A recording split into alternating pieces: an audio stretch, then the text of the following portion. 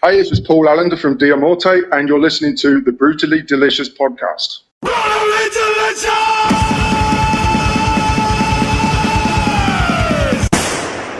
So I guess it's been a while. Last one we did was Russ, which went live yesterday. Yeah, right on. I saw that he shared it. So it looks like Garth listened to it, so that's cool. Yeah, absolutely. Thanks for listening to it, Garth. If you're listening to it, if you're listening to this one, thanks, dude. So that's our fifth listener now, I guess, or something like that. Right on. We're at about a 0.75 person raise every time we release an episode, so that's pretty good. And that's beautiful. And I know today we're going to do something a little different. We're going to do some reviewing of songs. I actually just finished listening. I've been listening to that song quite a bit over the last while. I really like it. Yeah, so let's we could jump right in there if you want. So this week's, I know we got to come up with a nifty name for it, but this week's spin is from Unto the Wolves, and I believe it's called The Pacifist. Yeah, and it's featuring Kiera. I don't know how to say that last name. Kiera. Letitia, maybe? Letitia. Sure. And in brackets it says Italian culture, which I don't know what that means, but I don't know what it means either, but 30 seconds into this bad boy, there's some massive breakdowns. Oh, yeah. I mean, the thing I liked about this track the most is it started out kind of, I don't want to say generic because I liked it right away, but it had that kind of generic metal, like super tight, super well edited kind of recording. But it just got heavier, you know? And then even though the guy's screaming, there's still a melody to what he's doing. You know, well, yeah, because he's not really like screaming like I don't know, like a behemoth kind of scream. He's screaming, but you can understand what he's saying. It's melodic. Yeah, I guess you're right. And then the girl comes in, and I was like, oh, I guess that's why it says featuring. It's just no one ever said you were the brightest bulb in the bunch, so yeah, I guess that's. Well, no, but like in metal, oftentimes there'll be a female lead vocalist. You think it's a dude, just because the growling. Like look at Britta from Cripper, or I guess, yeah, absolutely. I guess Cripper's done now, but like the first time I saw them, I was like, holy, this is crazy. And then there's Alyssa from Arch Enemy, who can really sing quite well, but when she screams, you just don't think that it's a woman, which is very cool, I think, personally. Oh, yeah, absolutely.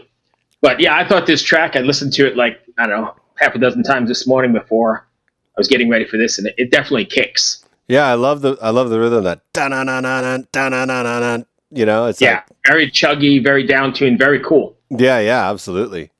And from the production standpoint, I mean, you could probably speak to this more than I can because you're more relevant to this, but it's definitely very well produced.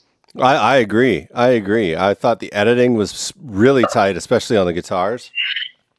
You know, like when you're playing through that much distortion or that much gain, the guitars tend to be noisy, you know, in silence, and they edited them really tight and they lined everything right up. It was a very well done modern metal production, in my opinion. Cool. So if you're listening to this, or one of those 5, maybe 6 by the time we get this out, make sure you step over and check out. We're going to play it here in a second, but check out this tune from Unto the Wolves called The Pacifist. Great song. Da-na-na-na-na, da-na-na-na-na.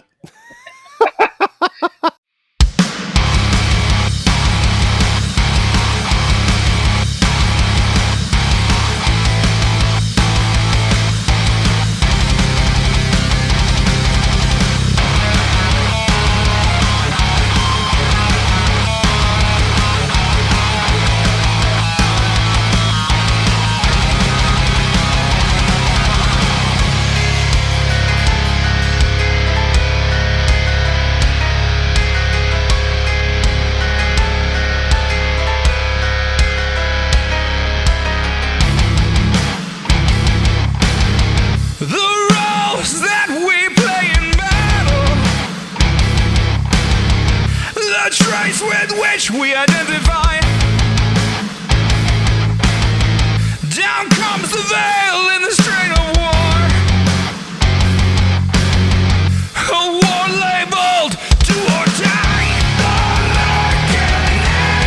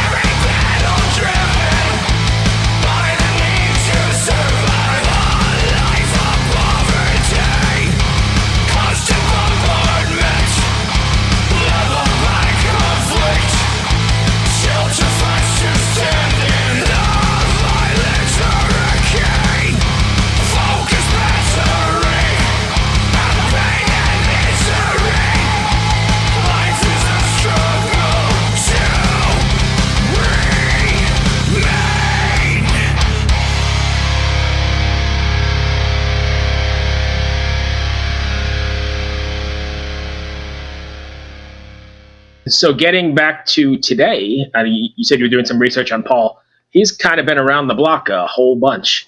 Oh yeah, I mean I've heard of Cradle of Filth before, but I've never actually heard Cradle of Filth. So You instead didn't of, see them on the boat? I don't think I did. No, I mean, what year were they on? The last time I went, so it would have been 17. I did not. Oh wait, I missed 2. Right? Maybe it was 16. Yeah, Did they play? How many times have they played on the boat? Twice. Oh no, I don't know. Oh, I only saw them the one time. You know what? I always get them and Corrosion of Conformity. I have no idea why I get those names mixed up, but I do. It's maybe because I'm dyslexic. But Right. I'm not sure if I've seen them live, but I've never heard them. So instead of actually going to listen to Cradle of Filth, I listened to White Empress. Yeah, which is great because Paul has been gone now for a while. Yeah. And White Empress was his project a couple of years ago. And he actually did some of my Brutally Delicious stuff with me. Oh, really? And he did a great cooking episode, which was fantastic. Then he kind of disappeared from the scene and went and got his we'll let him talk about it here, but went and got a cybersecurity degree, like a 4-year bachelor's in cybersecurity. Wow. And then from what I understand is decided, hey, you know what? I don't want to do this anymore. I want to head back into the music business. So he he joined forces with that Diamorte, the Red Opera, Yeah. which in turn led to some kind of management deal, which we'll talk to him about, with Alpha Omega. So it looks like he's got a whole bunch of stuff going on. Now he lives in Minnesota. What's Alpha Omega? So that's a new production company, or maybe it's not a new production company, but the partnership, he's giving bands and artists music advice. Oh, cool. Because he's got so much experience in the scene, he's kind of like a, I guess, mentor. That's just something metal bands don't have. That's amazing. You know, Yes. like there's lots of mentors if you want to be a pop star or, or along those lines. But for metal musicians, there's not really anything like that I'm aware of, other than just getting a manager. But Right. But like those days, getting a manager is kind of like old school music business, really, because it's become so much a DIY, especially in the metal scene. Metal has really taken the way that punk used to be, which is like, we're going to do it ourselves. Here we go. Let's do this. Right. So Book your own shows, manage your box office, and then drive yourself. All of it's done very DIY. Oh, right? yeah. What was that band? One of the first bands we interviewed. Oh, my God. I can't remember. I love that song. It's always on YouTube. Let me find out what it is here. I always listen to that track. And it is, let me just go home. My Own Will. So, Oh, yeah. Yeah. So, when we talked to them, he was like, well, we're just kind of booking shows and getting the CD pressed, and like they were taking care of everything themselves. I just saw yesterday they're playing a sold out show in Chicago. It's pretty cool. It's amazing. It also, I guess it gives the artist, more control over it, but still the days of the record labels when I was still in the music business, you still had the budget and, they had that kind of thing. That's all gone now, but. Oh, it's history. It's unfortunately, in some ways I'm really happy about that because it puts the power in the hands of the people that make the music. But I'm kind of unhappy about it because, there's no way for anyone to get their foot in the door really anymore unless they become like a viral star, and right. And most of that's teen crap. Yeah. Pop crap. And there's not a lot of money in people used to make a lot of money on YouTube, which they still can. Lots of people still do, I guess. But like in terms of like ad blockers and all kinds of stuff that are going on, how are they going to make money off Spotify when the mechanical royalty is like not even a penny per play? I don't know. It's crazy. Mm-hmm. But so, yeah, we could talk to him about the mentor thing. We've got a lot to talk to him about. It should be quite an interesting conversation. I saw something on their YouTube channel which made me kind of chuckle a little bit. Now, you're going to get this. So they're mentioning the members of the band. So Paul Allender, obviously, of Cradle of Filth. Mary Zimmer from Luna Mortis, which is cool. Great band. But then, at the very end, they have their drummer, Zach Morris. Guess what band he's from? I have no clue, dude. Just take a wild guess. Anything. Nickelback. No. Ugly Kid Joe. Really? I was just like, what? And I was just like, right. That's interesting. Yeah, I was shocked. I was like, what is this? But, people grow and they change and they become metalheads, I guess. Or he's, doing multitasking and trying to make some money. Yeah, you never know. He's a good drummer, though. I just wasn't expecting, like you see, like Cradle of Filth, Luna Mortis. You don't expect Ugly Kid Joe to land in that statement. What have you been listening to this week? Or the last couple weeks now? It's been a break, I guess. Oh my God, what haven't I been listening to? My uncle sent me this piano girl who covers metal. And what's her name again?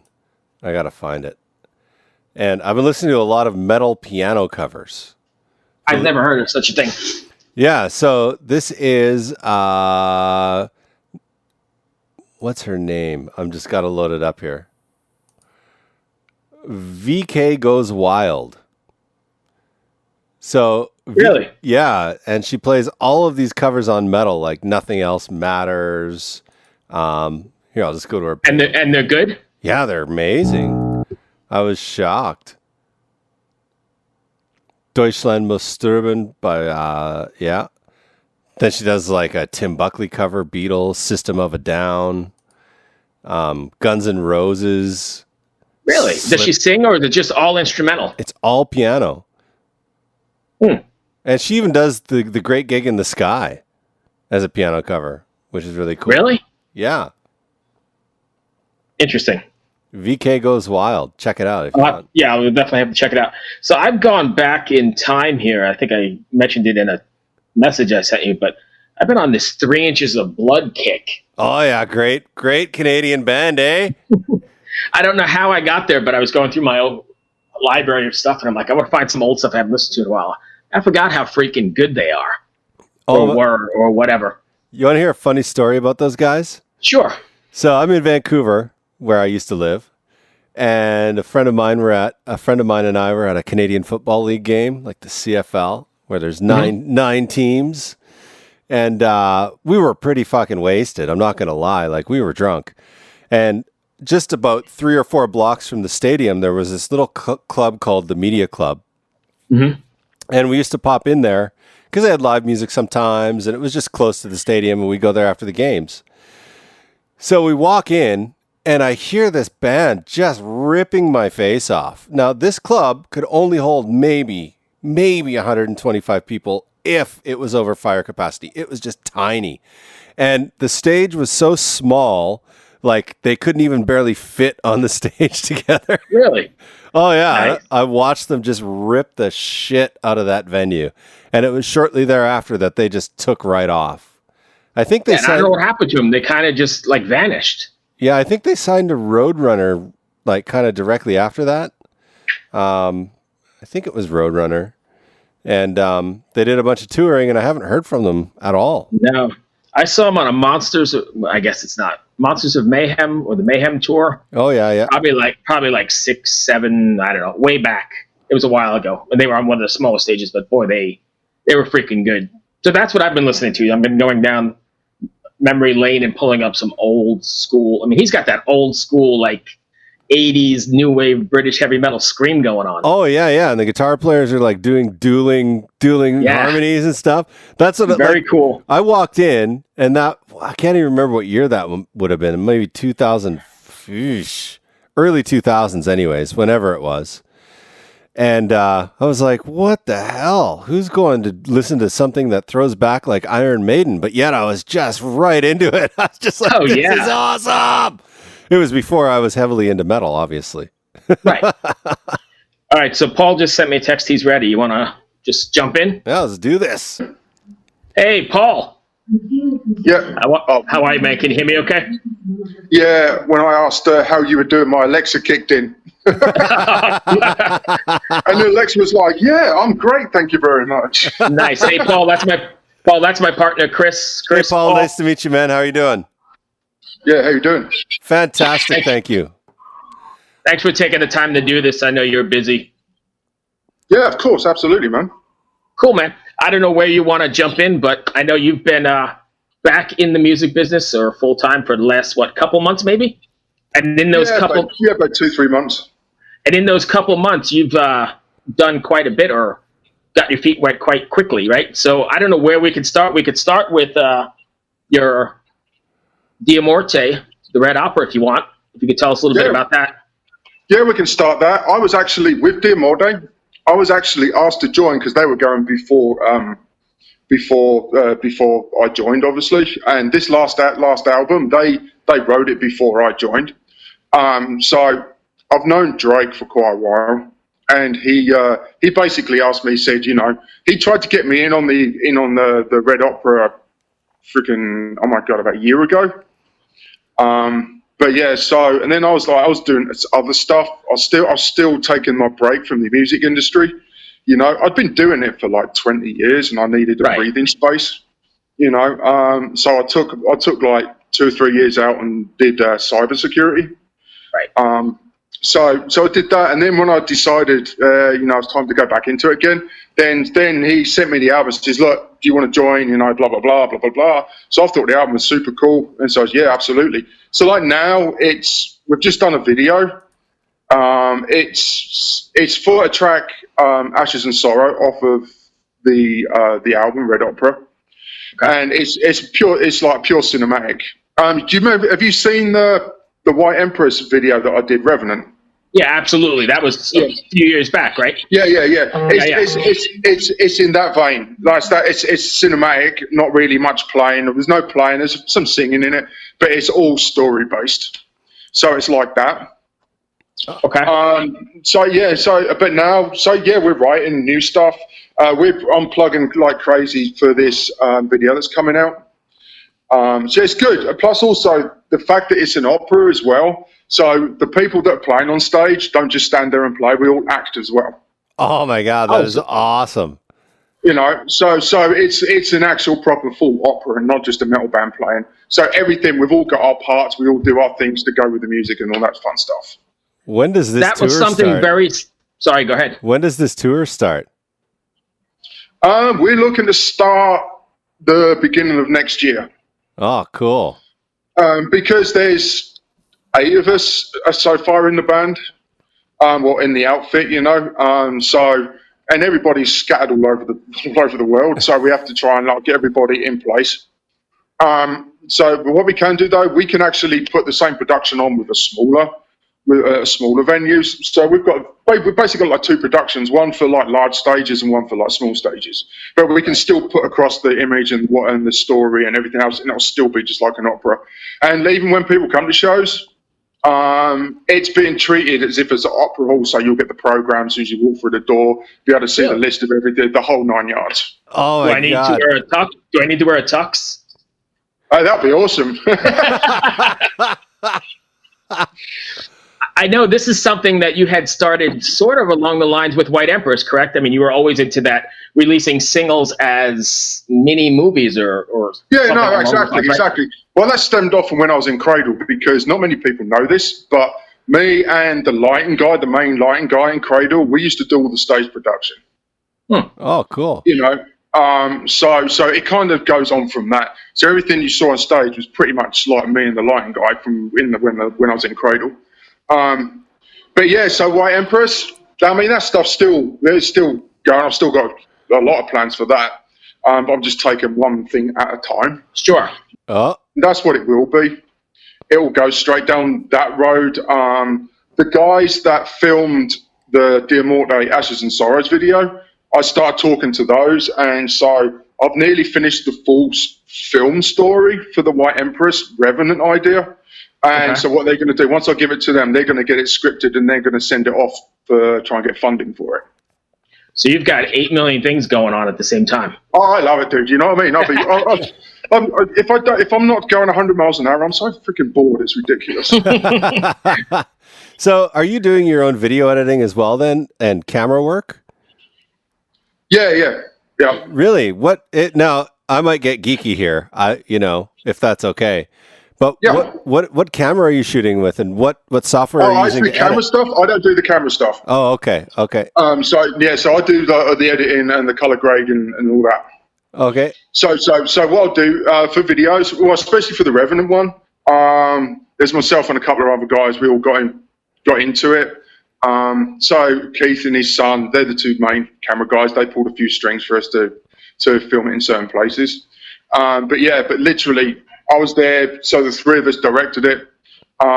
We produced it, and they just sent me all it was really nice actually, because we managed to, even though we were filming it in like a Halloween haunted house, Hobbs Grove, out in Fresno, we ended up, so it was in there and it was nice. We managed to get a TV screen, and then I could actually line up all the shots that were needed for the ideas I had for editing. So that made it really nice and pretty easy actually. Yeah, absolutely. So then I just put it together, color graded it. There's a few bits in there I was like, I mean, when I look at it now, because my color grading is freaking far superior than it used to be. So when I look at it now, I'm thinking about just re-releasing it completely graded completely differently. Oh, interesting. What are you editing and grading in? Are you DaVinci? Oh, nice. I just started using DaVinci and it's unbelievable. Oh, I love it. I love it. Especially when it's got you can have automatic scene cut in it as well. So you can get a file if you've got somebody sent you a video and it's all been put together. As long as there's no weird fades in it, you can set it up for automatic scene cut, and it'll go through and separate everything off for you and just throw it in your media pool. Oh, it's amazing. Really? I think that's only in the studio version, right? Not the free version. No, free one. Oh, wow. God, I don't even know how they give that thing away for free. It blows my mind. Well, Blackmagic, they're concentrating on hardware instead of software. Yeah. But because I looked at one of their cameras and went, not just yet. They have those little pocket cameras that shoot in B-RAW, which is pretty cool. But I think the camera is $1,000, no glass, and then you have to. No lenses, no nothing. I was looking at one of those. I was looking at the pocket camera actually, and it was about where I was looking. It was about $1,500. Oh yeah, for just the body. Yeah. Wow. I've been trying to get Bruce on DaVinci for the last while. You sent me a link. It's a steep learning curve on DaVinci, though. I'm trying to work my way through it.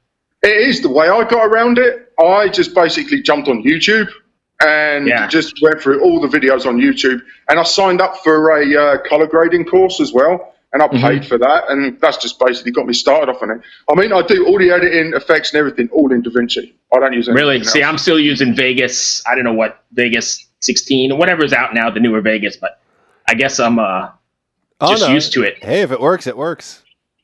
Oh, absolutely, yeah. If whatever you're used to in the end of the day, Right. So, on top of doing all the music stuff you're doing, you've partnered with Alpha Omega and started a sort of mentoring project or mentoring thing? I was doing that before they asked me to be affiliated with them. So I just started off because I know Taja really, really super well, the marketing, the woman there.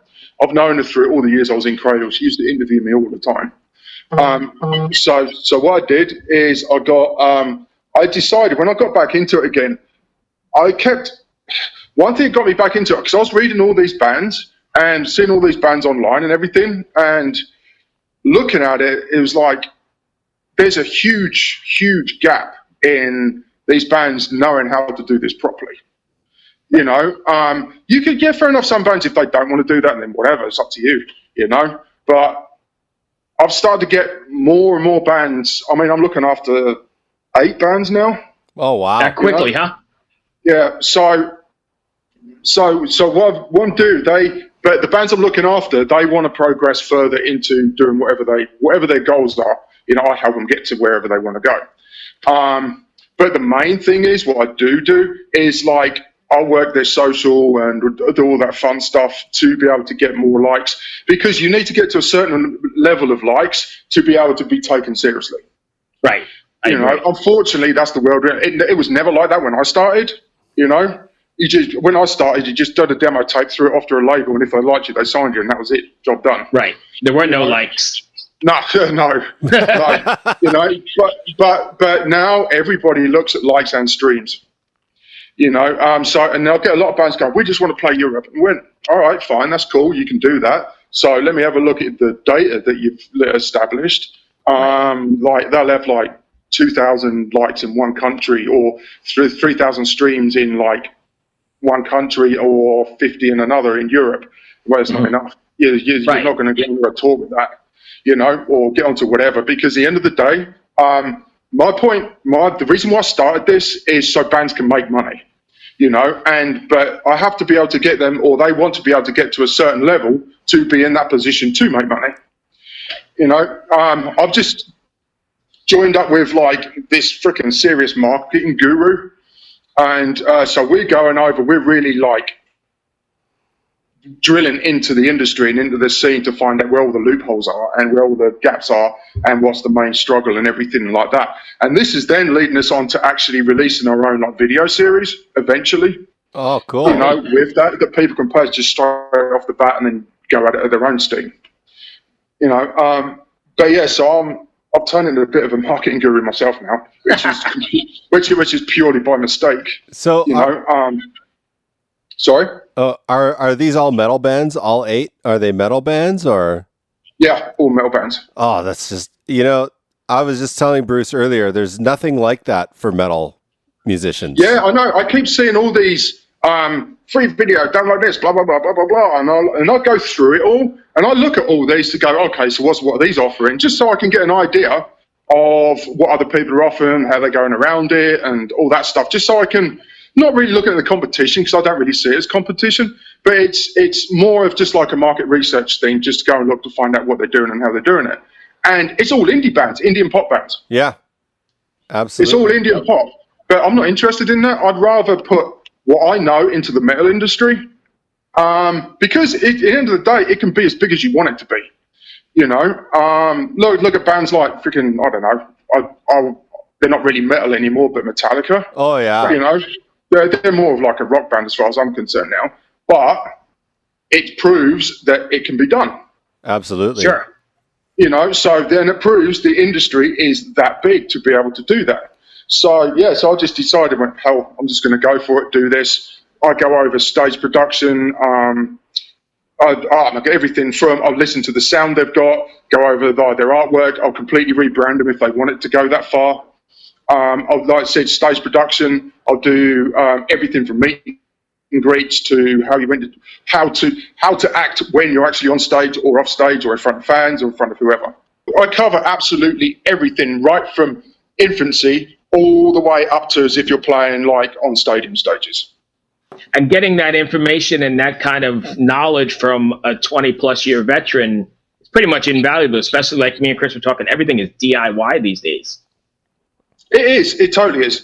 You know, it is, and it's perfectly fine. But the whole DIY side of it, you need to start off with learn like crazy. But instead of like, if I could say I've come along, and they can just say, oh, how do you do this? Well, oh, easy, here. Here's some links. Here's this. Do this, but don't. Whatever you do this. You know, because you're just going to send yourself back to square one.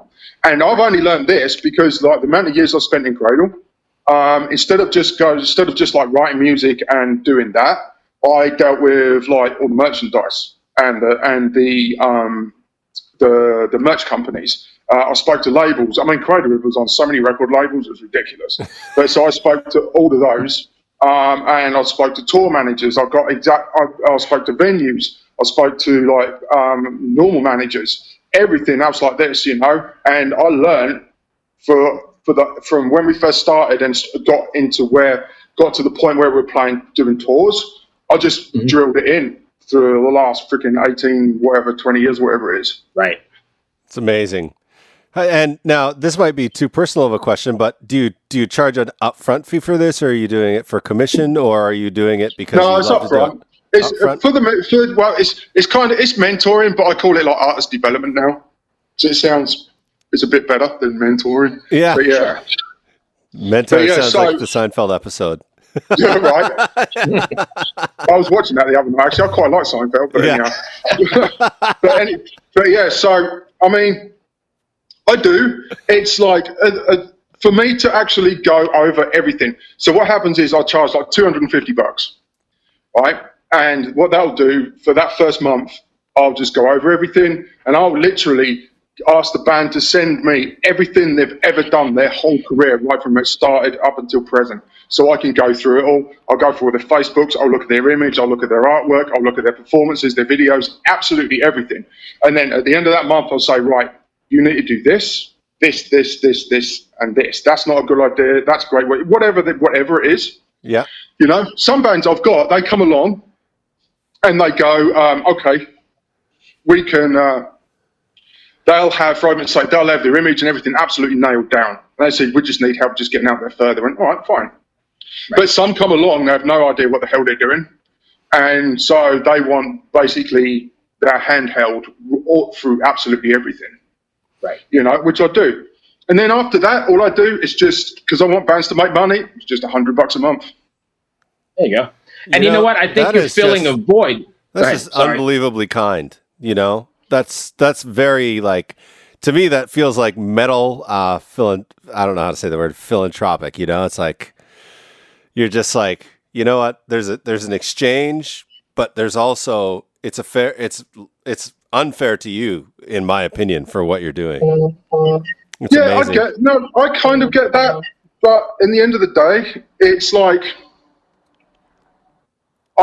because I'm looking at it from a band's point of view, you know, and not from a business point of view. It's unbelievable. You know, so therefore I want the bands to make money so they can afford their own marketing, or if they come across a show that is a buy-on, unfortunately, then they've got the money in the band account to go and do it, and they're not actually going to lose money out of their own pockets. Absolutely. Right. You know, so my fees are just like token gesture. I love doing it, to be honest. And to be honest, if it wasn't for the wife, I'd be doing it for free. We've all been there. But honestly, I think you're filling a void that when record companies kind of went bankrupt and disappeared, those artist development divisions are gone. So you're filling like that A&R sort of hole. Pretty much, yeah. Right? Pretty much. A bit more of a modern twist to it, yeah.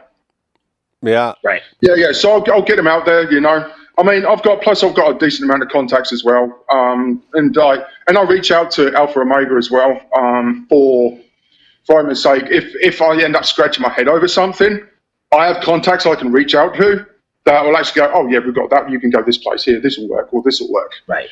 You know, I've been doing it a long time, but you know, the industry's different now.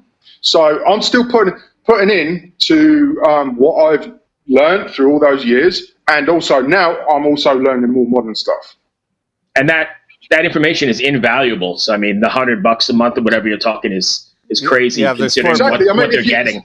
Exactly. If you're in a 4-piece band, it's like $25 a month. It's not exactly going to break the bank. Yeah. I don't drink Starbucks for a week or 2 weeks, and you can pretty pay much, that. Yeah, right. You know, I mean, the more and more the more bands I work with, and the more, because even though I've been going for a couple of months, it's kind of only just starting, you know. So the more bands I get involved, and also the more people see how it's actually working, then eventually the price will go up a little bit, but it's not going to be horrendous. Right. I just think it's amazing. It's such an unbelievable way to give back to the metal community. I know, I love it. You know, I see so many bands and I see so many fucking mistakes. It's ridiculous. I'm like, what are you doing? No. So, yeah. What kind of mistakes are you talking about? The main one that I see all freaking time, right? And I just don't get this. Bands will be into their idols or their bands, their influences, but they'll sound exactly the same like a band that they're totally into that's already done it. You know, so why would you want to do that if it's already been done? Then you say, "Oh, we're not getting anywhere." Well, duh. Right. You know, it's because you sound like that, or you look like that, or you sound and look like that. Well, why? You know, why don't you want to actually innovate, make something up? Take your influences, don't copy them, write your own shit, even if it sounds like freaking, I don't know, jazz, for God's sake, with blast beats or whatever. You know, you're putting your own thing into it, you're creating your own path. Don't follow paths of other bands that you're totally into. I mean, it's like when I was writing in Cradle, when I still write now, you know, I'm going through, for argument's sake, I'll write riffs in the vein of a particular band that I'm into, but it will sound nothing like it because I'll make damn sure it doesn't sound nothing like it. Right. You know, and you can do that. You can absolutely do that. I did it all the time in Cradle, you know, but it never came out sounding like the bands. I mean, we was like heavily into Maiden, Motorhead, Judas Priest, Slayer, freaking you name it, all the above, you know. They're all my influences, but you'll never hear that actually coming out into the music I write. Right. You know, you can keep that and do that. And I get people saying to me, "Yeah, but you've got the knack, you can do it." No, not really. I just fucking practice shit tons. You know? Put the time in. And the key to it, the reason why I can do it like that, I never played a guitar cover when I was growing up. I never wanted to play any other one's songs. This very second I started playing guitar, as soon as I picked it up, I had no idea what the hell it was. I started writing my own stuff. I never played any covers. That's awesome. Nice. You know, and that's where the sound that I apparently produce comes from. That's great. That's great. Now, when you look at their social media, what are you seeing there? Like, what are the mistakes or some of the positive things that you've seen when you're helping these bands with their social media campaigns? There's no cohesiveness. What do you mean? You know, nothing. There's no branding across all of it. You'll get like on some band, the huge mistake, one of the huge mistakes is on your band page, don't post any personal shit. Yeah. Right. Don't do it because it's your band, it's your brand. Don't do it. You know, because as soon as you do that, you're making it a reality and it just kills it. You know, and I see banners as well that got nothing to do with anything, for argument's sake, you know, or like FB banners is the ideal place to advertise everything. You know, through your social media banners. And for argument's sake, if you go to Instagram, Facebook, I don't know, Twitter, and like a gazillion others out there, whatever ones you use, your image and brand should be actually cohesive across absolutely everything. Absolutely. Right. You know, it's the same. It's like looking at it as in the end of the day, it's a business, whether you like it or not. You know, you've got the creativity in it and like all that fun stuff and the real like playing shows and all that. But nowadays, you've got to treat it as a business. I used to say to people, they don't call it the music charity; they call it the music business. Yeah, exactly. Right? Yes. Well, yeah, you get people go like, "Oh, but I don't want to do this and I don't want to do that," and then don't do it and stop whining. Yeah, you know? Exactly. People aren't going to show up because you want them to. You have to give them a reason. It's a lot harder now. I mean, I've just been blasting. It sounds super boring, but I'm quite kind of geeking over it right now. Email marketing hooks, and it's pretty freaking interesting. And I'm taking it from like just a normal business principle, and then actually moving it into the industry that I'm in, and filling in the gaps and finding like how would this work, and it's actually coming together pretty well. Yeah, it's pretty cool. I like it. It's like I didn't think. Somebody mentioned marketing, I was like, what? But yeah, no. Now I'm actually starting to get my claws into it. It's fucking it's great. Nice. That's amazing. Chris, anything else? I don't, man. I really think that what you're doing from a musical point of view is amazing, and from the mental mentorship is amazing. I just I'm kind of new to metal. I only kind of got into metal in like 2011 because I went on 70,000 tons of metal. Okay. And so I actually didn't know Cradle. I never even listened to them. So today Bruce is like, oh, he's in White Empress. Go check that out. Yep. So I went and listened to it. And I was just like, how have I never heard this before? This is freaking unbelievable. You know, like the way that you combine the the programming in with the metal, and it was great. Yeah, that's just, I mean, at the end of the day, it's like, that's kind of just what I'm used to, you know? But if you was into, like, someone say, oh, I want you to play in a fucking whatever other style band, I'll be like, yeah, no thanks. You know, because it's just what I'm used to, and that's what I'm comfortable doing, and that's what I'm really into doing, you know? I've thought about doing session work, and then I went, no, I don't think so, because, like, when I listen to other bands and stuff like that, I'm super particular when it comes to types of music that I like. Right. You know, there's hardly any. I like it if it's super fast. You know, but it has to sound original. You know, so there's a lot of bands out there that I think, this could be so much better. Do you know what I mean? Yeah. Give me an example. I'll let you go in a second, but give me an example of something you're listening to right now you can't get enough of. Oh, I freaking Harmony Corruption, Napalm Death I'm listening to right now. Okay. Oh my Nice God, that's and such heavy. a good album. Oh, yeah. I actually But saw then them again, for the though, first yesterday time. I was listening to Journey. Yeah, I saw your post yesterday. You were listening to Journeys. I mean, that's timeless crap anyway, though. Oh yeah, dude, I was down the bar with the wife, couple of jars, put Journey on. I thought, this is fucking brilliant. Oh, I never heard it this way before. Right? Yeah. I love it, you know. Yeah. But yeah, I'm listening to Napalm. I've got like Impaled Nazarene on the go as well in the car. You know, I've got a lot of like local bands stuff playing in the car as well. Right. That I'm listening to. Yeah, it's some real good stuff out there. It's just some of the local stuff I'm listening to. I'm not going to drop names, obviously, because I might get slapped. But it's when I listen to it, I think, fucking yeah, this is awesome. That comes off, then it goes off on a bizarre tangent. And don't get me wrong, I'm totally into bizarre tangents if they're relevant to what came before it. Right. You know, but a lot of the stuff I listen to, I'm like, why the fuck did you go off that way? You know, and then it'll come back again, and they'll be like, "All right, I get it," but it needs a lot of stuff. Here needs some extra put into it, Right? You know, and that's the reason why. I mean, a lot of the bands I've got on at the moment, they're all locals. Gotcha. So I'm really into helping like the local scene, no matter what country it's in or what area it's in, to try and get up and bring it up and then send them out on tour. Because I was saying that though, there's a bucket load of really cool ass local bands as well. Oh yeah, I think you can find them in any city grinding away. Yeah. But... Yeah. So this is why I'm doing this. I just want to try and get them up to where I got when I was doing it. Nice. That's awesome. So I have one last question, and then we can end it. Sorry. Yeah. That's all right. How did you end up in the U.S.? I was on tour. Yeah. And I met a girl. Usual. But yes.